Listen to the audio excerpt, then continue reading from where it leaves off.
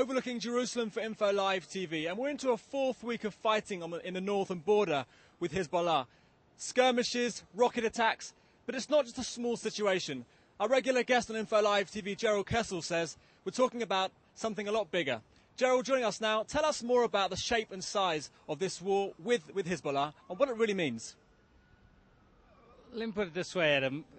At the start of the campaign, on the day that Hezbollah launched that unprovoked attack on July 12th across the northern border, and Israel engaged in its robust response, a question was put to me by a young Turkish journalist with an extraordinary sense of vision into the future. She asked me, are we seeing the beginning of another six-day war here? The idea in her mind was this war going to be about something that would entirely transform the shape of the Middle East? And I think now, looking back in hindsight, I wasn't quite sure at the time, but in hindsight I think we can say 3 weeks into the fighting, 3-4 weeks into this war, that yes, this is, even though the fighting is only in South Lebanon and across the border into Israel, that this is a war which goes far beyond that, and it could transform the Middle East on two counts. Jerrold, you've spoken to us before about the concept of a proxy war in the Middle East. Tell us more about that. The idea of a proxy war is a very interesting one. I think Joschka Fischer, the former German foreign minister, put it very, very well in an article this week, indicating of just how elemental a war it is. And I'll quote you from what he said, Fischer. He said, "It's a war orchestrated by radical forces, Hamas and Islamic Jihad on the Palestinian side, Hezbollah in Lebanon, Syria and Iran, all of which fundamentally refuse to make any settlement with Israel." Now, some would even go further than that and suggest that the proxy war being fought by Hezbollah is, in a sense, an Iranian attempt to double trump the United States' vision of a new Middle East and an assertion of American hegemony in the Middle East by saying, yes, there could be a new Middle East, but a new Middle East which will have no Israel.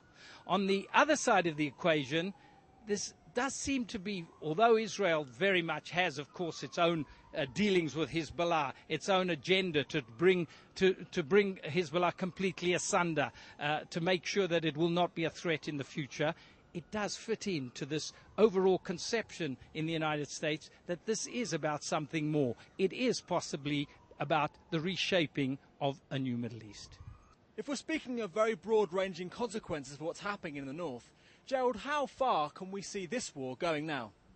Yes, there is a fear, we talked about proxy war, that there's a fear in many circles that the resumption of Israel's ground operation in expanded form over the last 36 hours could threaten that this will get out of control and make it a broader concept. But I think you have to take the words of Ehud's government at face value. When they say, we do not want this war to expand, take it at face value. We do not want to occupy even a centimetre of Lebanese territory once the immediate goal of making sure that Hezbollah can't re-entrench right in that border area adjacent to Israel has been secured.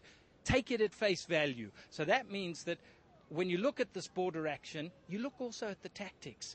It looks an awful lot like the 1978 invasion of South Lebanon, the Litani operation. It looks an awful lot like the start of the 1982 war which Ariel Sharon launched to rid Lebanon of the PLO. But it isn't that at all. It's not about any semblance of occupation in the future. Israel has not got that in mind at all. Israel's objective is limited, and that opens the way possibly for the institution of this broader plan or broader objective of the Bush-Blair vision. Jerrold Kessel, thank you for speaking to us on Info Live TV. Thank you.